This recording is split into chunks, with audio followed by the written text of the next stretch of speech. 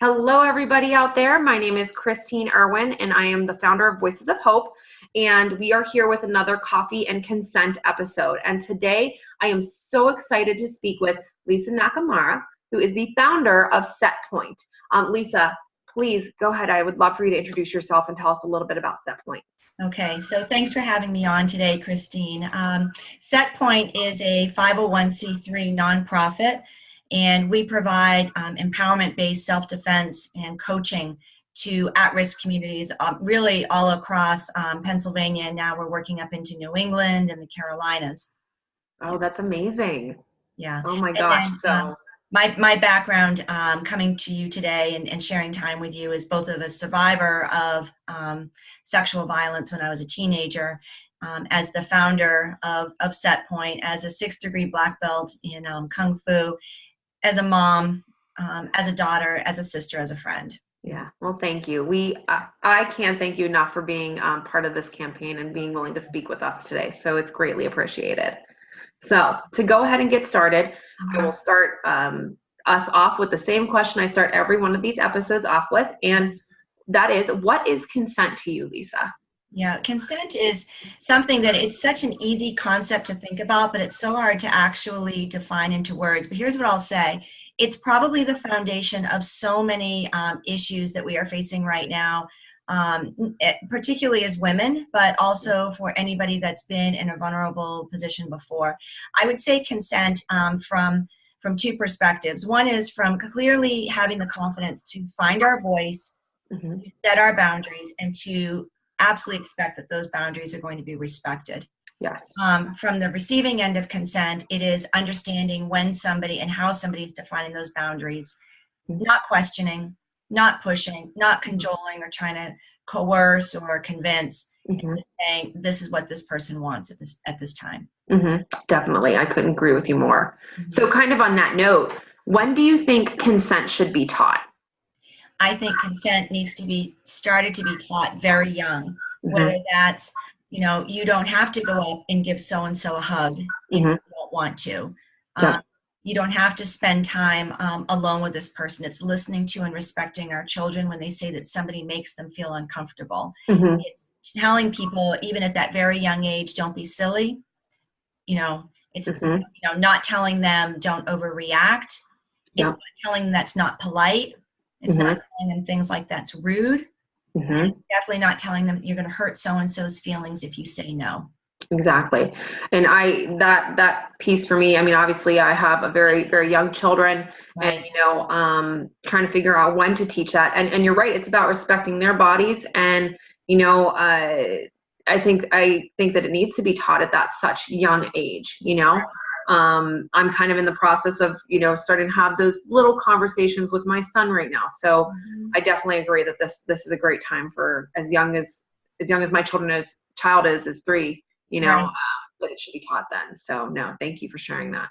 It's kind of interesting. I've been teaching self-defense for over 30 years now. Yeah. And as I look back on it, I always sort of thought that as particularly our younger girls are getting more involved in athletics, and STEM, and all of these, theoretical new opportunities, new boundaries, and new exciting things for women, that we would not be facing these consent things like we did when I was teaching 30 years ago. Yeah. I would say session after session after session, when we get into the part around boundary setting, our voice, our eye contact, and our body language, that continues even 30 years into teaching to be the most difficult part of trying to do this empowerment-based coaching. Wow. It's a deep, deep societal issue, and really getting past this idea of not being rude, not hurting somebody's feelings, not overreacting, don't rock the boat, don't make it uncomfortable. We are still so much facing that battle right now. So voice around consent,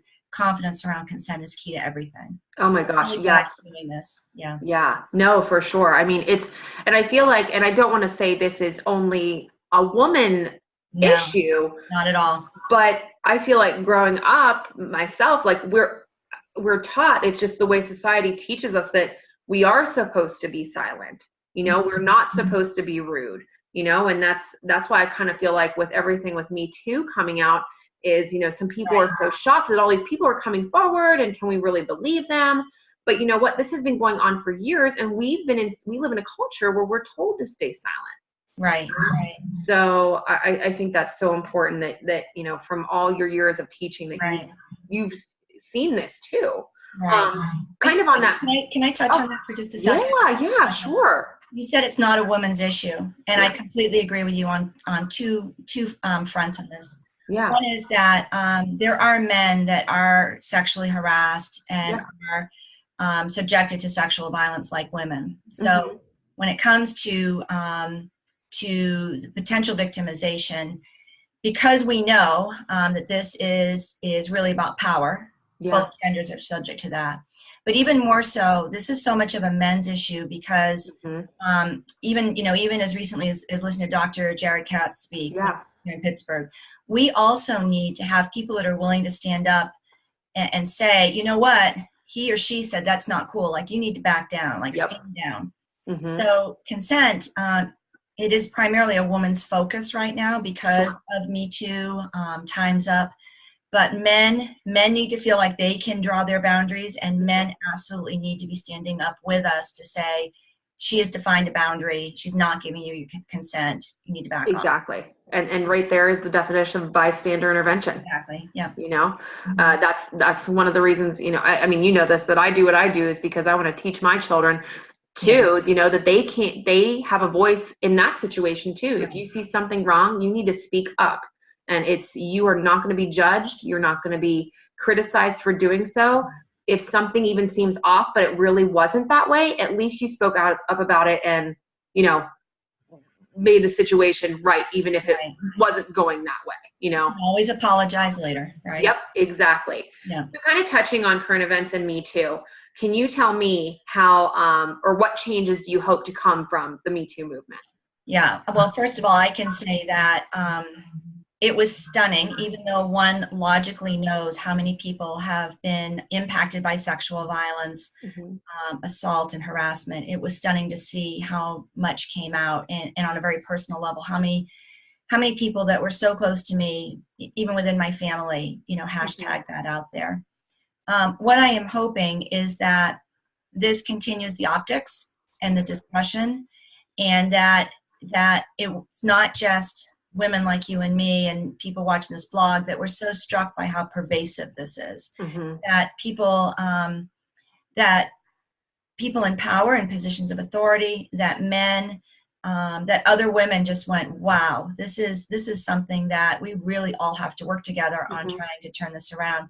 The other thing, though, I really hope that came out of this was, you know, when the Me Too movement came out, and it started, even though it was elevated by Hollywood, it has actually started well over a decade ago. But it was really grabbed hold by a number of actresses and celebrities. What I'm really hoping that comes out of this, though, is how pervasive this is for groups that don't necessarily have that degree of optics and voice. So people that are working in, you know, the food industry, domestic labor, you know, people that have less opportunity to have a voice. I'm hoping that the Me Too movement gives them that voice, represents them with voice. Definitely. I couldn't agree with you more on that right there. Well, to wrap up our conversation today, I do want to end with this question. One of Voices of Hope's campaign is called Be a Voice. How can you be a voice for someone that feels they are silenced? I think the biggest thing is to tell them, I believe you. You know, I understand that this hurts. How can I help? And to realize that help is going to be different for different people, but to let ourselves be open to being that person that can help, that can get to a support service, that can take them for medical help. We'll hold their hand if they need to go to counseling. We'll take them to church and pray with them, take them to the doctor. I think as a society, we need to get past this thing of, I don't want to make her or him uncomfortable. They know I'm here. They probably don't want to talk about it. I think if we're going to be a voice, we also need to offer our voice in a very loving and supportive way, and take that step forward and be a little bit more proactive about talking about these issues and also talking with survivors. Exactly. Lisa, thank you so much for being here today. Thank you for sharing about Setpoint. Thank you for sharing your own personal experience. I can't thank you enough for everything that you do for survivors out there and individuals to empower them. You truly are an inspirational person to me, and I so appreciate you being here today. Okay, great. Thanks, Christine. All right. Thank you, everybody Thanks, out everyone. there. Thanks for listening. Okay. Thank you. Have a great day, everyone, and watch out for the next Coffee and Consent episode.